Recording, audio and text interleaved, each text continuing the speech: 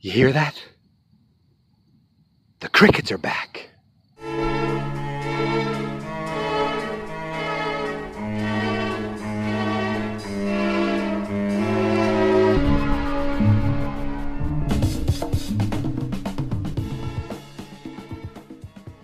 Hello there, everybody. Happy Friday. Back again for another episode of Made Man, where I once again talk about an episode of Mad Men. Yes, today I watched episode 9 of the first season of Mad Men. Shoot. That's the title of the episode. Shoot. And a lot happened in this episode. Now, earlier, I think it was the last episode, Don Draper realized that his girlfriend was basically in love with another hippy-dippy guy. So I wonder if that relationship is over, because there was none of that in this episode. No shenanigans. He was basically a good husband and a loving father in this episode. And I don't know if that's who Don Draper truly is or if that's who he wants to be, but we definitely saw some of that. This episode opened up with Don waiting during the intermission of a Broadway play. He was there with Betty, and he came across a guy who runs a different advertising agency. Talked to him a little bit, basically started the kind of process of wanting to woo him over to his company, The Big Time. And in the meantime, the wives met each other, and Don and the wife went off to get some drinks while Betty stayed behind with this guy, and he's like, you really look like you could model. Would you ever think about modeling? Maybe for Coca-Cola? You have a great face. Gives him his card. Obviously, that was all, in the long run, I'm guessing, bullshit. So, Betty was kind of like, excited by the whole idea. She obviously wants more out of life, and staying home and just being the mother and just being the wife and the homekeeper doesn't completely appeal to her. She has a next door neighbor who has these pigeons, and he sends the pigeons off, and they fly around and seem to go off on adventures. They eventually come back, and I wonder if she was looking at those pigeons and thinking, those birds get to fly off, or is that the metaphor? I need to go be able to fly and do something. She eventually tells Don, I used to model. She's telling her friend, I used to model. Look at these things I used to do when I modeled in Italy. She talked to her psychiatrist about being wooed over, not just, not to be slept with, but actually to work, she thinks. And she kind of goes in, talks about her, seems like an awful mother who kind of said, you never, she was all about looks, all about weight. But when she found out that Betty was starting to model years ago, she called her a prostitute and didn't like her going to New York. So, kind of ridiculous, really, when you think about it. It seems like her mother is an awful, awful person. And the psychiatrist says, you're angry with your mother. And she's like, what? How dare you say that? You never speak to me, and now you're going to come and say some garbage like that? But it's pretty obvious she has some aggression towards her mother, or at least the way her mother treated her. And she's like, oh, no, I miss my mother. But after all that said and done, she tells Don, I think I'm going to go for it. I think I'm going to model. I think I want to try it. And so she goes off to the modeling agency. She obviously is a little out of place and a little off, as far as like, she's a little older than the women. I mean, not old, but a little older than these women. And she's dressed differently. They're all kind of dressed like a little more modern. She's wearing like a gown. And the guy who met them at the theater is like, oh, you came. This is great. Here's our art director, my brother-in-law, and he's going to bring you in. And I'm assuming he I think he was another, like a closeted gay man, kind of like Sal is over at Sterling Cooper. I don't know if he's closeted. I'm just assuming that's the same kind of thing, that all these, guys who worked in art direction, were probably closeted men who just, I don't know. That's just what I got out of that was, the moment the guy started talking, he's like, that's our art director. And we figured that. But she later says, he's so fun. He's so adventurous. So he brings her back. They get some photos done. And later on in the episode, Don gets a phone call. Actually, Don gets a letter in the mail. First, he gets a package in the mail with towels and welcome to the club, because the guy talked about how they talk about Don at the club while they're having a soak or having a steam. So basically he's trying to say, hey, come to the club. The guy talks on the phone, tries to woo him over. Then later he gets golf clubs delivered to him. But who delivers him the golf clubs? Roger Sterling does, because he saw them coming to him. Roger could see the clubs and he was a little angry. He was miffed that Don might be leaving. He took it personally. He kind of came in and gave him a little spiel about sticking around, staying, not going for the big fish.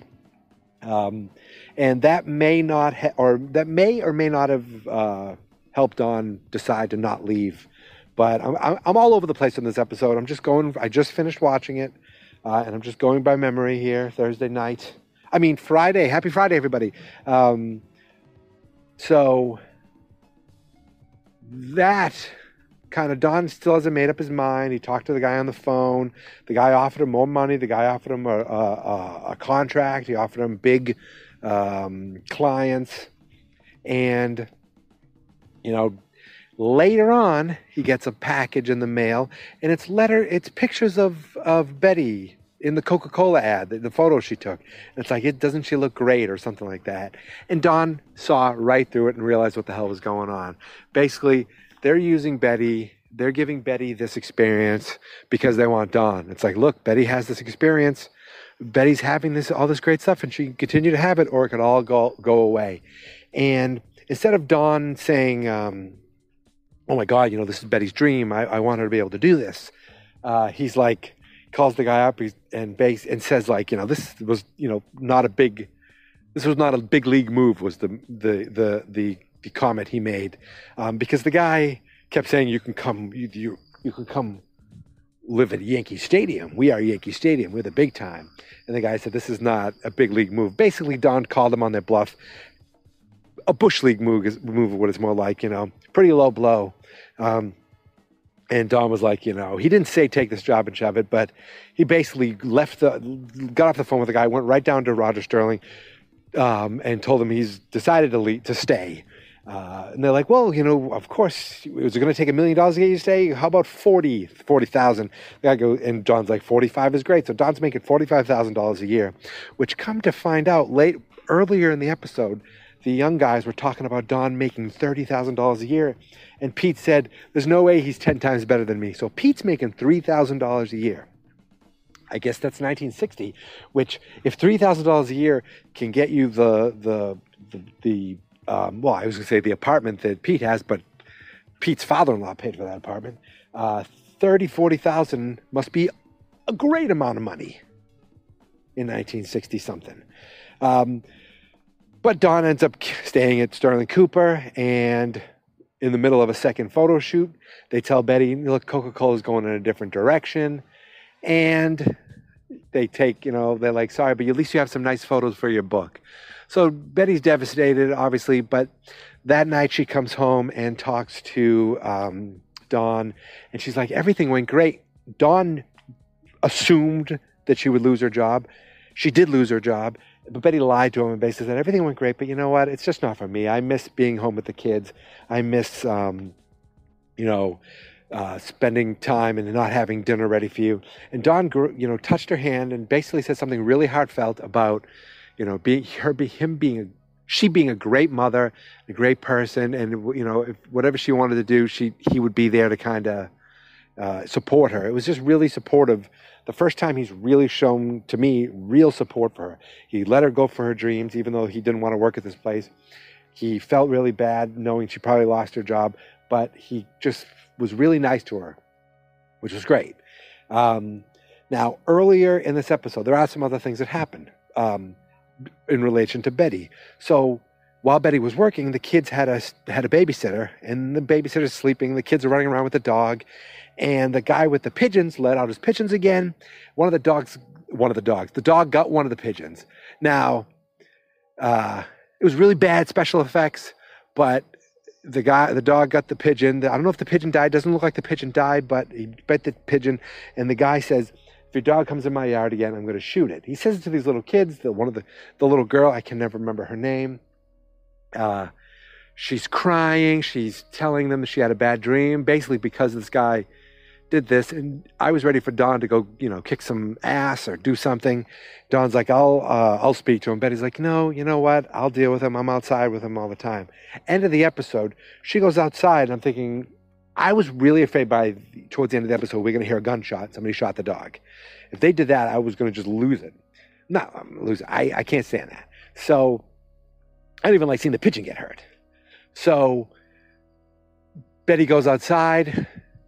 You think, oh, she's going to talk to the guy with the pigeon or say something to the guy with the pigeon. No, she's got a cigarette hanging out of her mouth, and she takes her BB gun and she starts shooting at the birds. She doesn't get any, I don't think. At least they don't show any, but she starts, pumping that BB gun, pumping that BB gun. He's like, Mrs. Draper, what are you doing? That's how the episode ends. So that was Betty's story. Betty, I think she was pissed at the pigeons, pissed at the guy, and pissed at the idea that these pigeons are running off and they need to just stay where they were, because that's where she's better off staying where she is. Or how come they get to go fly off and she can't? Maybe that's the metaphor. But that's Betty's story. That's pretty much Dawn's story, but there's a lot more going on in this episode.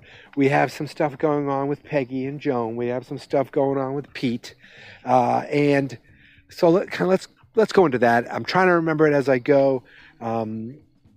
Peggy, one of the things Dawn said to his wife was, she's like, oh, I thought you'd be staying in the city. He goes, no, I just worked late. They give the girl some writing and it's gone to her head or it's distracting her. I think that was basically talking about Peggy getting a little distracted at work because of her copywriting. But they show her working. While she's working, she rips her skirt. She wraps a towel around it. Joan makes some comment probably about, maybe she's on her period. I don't know if that's what the comment was. That's what it seemed like. And offers to give her a dress. When she finds out it's just a tear, she offers to give her a dress. Now, for some reason, a woman wearing a red dress is a big deal because all of a sudden the guys are saying things and commenting and snide remarks. And,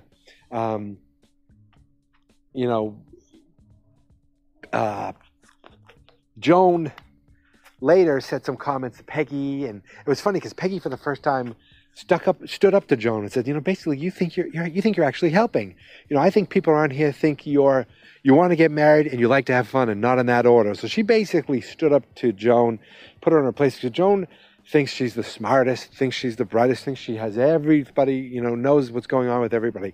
She probably does, but it's just the way that she presents herself, she could be sassy, but she could also really be a bitch. And she was kind of bitchy to Peggy. I think she said something about, being a virgin, and Peggy's like, I'm not a virgin. She's like, well, of course you're not.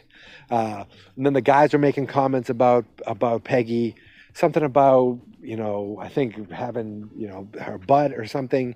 But it got to the point where Pete got actually pissed. He didn't like the comments early. He didn't like them later. And he took I think it was Kenneth, that's the guy, sucker punched him right in the face. And there was a brouhaha, a fight going on, a bunch of guys fighting each other. While that's going on, Dawn and Roger are walking in front, and they go, you want to go to the train? Let's go to the train. They don't even look at the fight. They don't even care about the fight. This giant, scruff is going on, and they didn't even look back. And I thought that was very funny.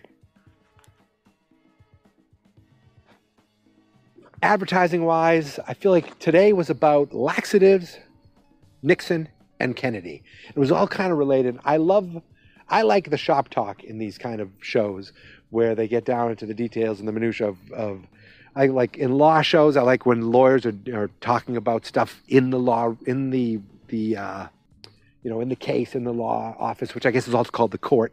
In advertising, I like hearing about what works and why it works and how things work and why they decide to do what they do. Pete actually came up with a great idea. The whole thing, they're getting behind Nixon, but Kennedy is getting all this steam, and they watched a film of Jackie Onassis Kennedy speaking, or Jackie Kennedy at the time, speaking in Spanish about voting, and they're like, how they're going to put this on TV to try to attract people, and that was bothering them, and they realized that Pete realized that because of reminding him of something they did at the frat to try to attract. They did a thing where there was this fashion show that a rival fraternity was doing, so they put on a funeral for a little mascot at the pageant to kind of distract them and pull away from what the other fraternity was doing. And Pete realized, everywhere that we are doing Nixon, Kennedy is buying ads everywhere, everywhere. So he thought we could take this laxative company and buy up a ton of ad space everywhere that Nixon is. And I think that's what it was, that it wouldn't leave any room for Kennedy. So they were basically doubling down. Not because, you think about televisions. I don't know how prevalent TVs were in the homes, but for those people that did have televisions, there was only 3 channels to watch. So, and I don't think there was not 24-hour television. So the prime time spots for commercials had to be just ridiculously competitive to get in these areas, because those areas are there and that's it. There's not 24-hour channels and hundreds of channels. I can only imagine what these crappy cable channels that have TV shows that hardly anybody watches get for advertising compared to something like NBC in the 60s at 8 o'clock at night. So they realized that, if we buy up a bunch of these ads for laxatives and have Nixon in there, there's not much room for Kennedy to do anything else. And Cooper comes in, and he's like, who's responsible for this? I love this guy's voice. Who's responsible for this? And the young guys were all nervous. They didn't tell anybody they were doing this. They just did this. And he's like, it's a brilliant idea. And Roger thought it was great. And he's like, the Kennedy has to go on the radio with that voice, that accent. So they really weren't fans of Kennedy or his accent or his voice. I was going to say 77 years ago, but that's Abraham Lincoln, and that's really, really bad. Not even close to Kennedy. When I think of Kennedy, I want to do like Mayor. I want to do Mayor Quimby from Springfield. That's not even good. I'm going to stop. I'm going to quit while I'm ahead. So that actually worked out in their favor. I'm trying to think what else went on in this episode. I feel like I covered most of it. We got Betty. We got some Pete stuff. We got a little Peggy stuff, some Joan stuff, a little Roger, Don Draper. We got some rival ad agency out there who doesn't think Sterling Cooper is the big time. That's the first time I ever thought that Sterling Cooper wasn't the big time. I thought they were. The rival agency did get that Israeli tourist board that did come to Don Draper, but didn't end up sticking with them. I'm trying to think if that covers everything. One weird thing that Betty said was when they put the daughter back to bed, Betty said something like, I love when she cries. I wish I could take a picture of her crying. I was like, what the hell does that mean? That's just weird. Like, that's almost like that is her mother watching her suffer as a kid. And she's looking at this girl basically saying, I like when you cry. It makes me happy. That is some weird shit that she's obviously, projecting from her mother herself. There's definitely some weird mother stuff going on there. And Don Draper's like, I wish I had a mother like you. Well, Jesus, Don. As far as we could tell, you didn't even live with your mother. It was some lady. You had it rough, little Dickie Whitman. Yeah, I think I covered everything, right, my friends? If I forgot something, you could let me know if you're out there. mademan@fansnotexperts.com is the email address. @mademanpod on Twitter. Fans Not Experts on Facebook. fansnotexperts.com/mademan. You can leave a comment on any podcast. And also, We're also at anchor.fm/mademan. That's where the podcast lives now, Anchor. Cool little podcast app. I don't say cool little podcast. A cool podcast app, hosting, full podcast service. And I can't wait to use them for other podcasts. We have other podcasts out there. You can check out failsnotexperts.com for all our podcasts. And I think that's it. Yeah, I mean, another week, another Friday, another episode of Mad Men. We're back outside with the crickets. I don't know. Once it starts getting colder, am I going to be outside? Are the crickets going to be outside? Am I going to be in the snow? I don't know. But I know this. Every week, I will be here. And I thank you for listening as I go on this journey to become a made man in space.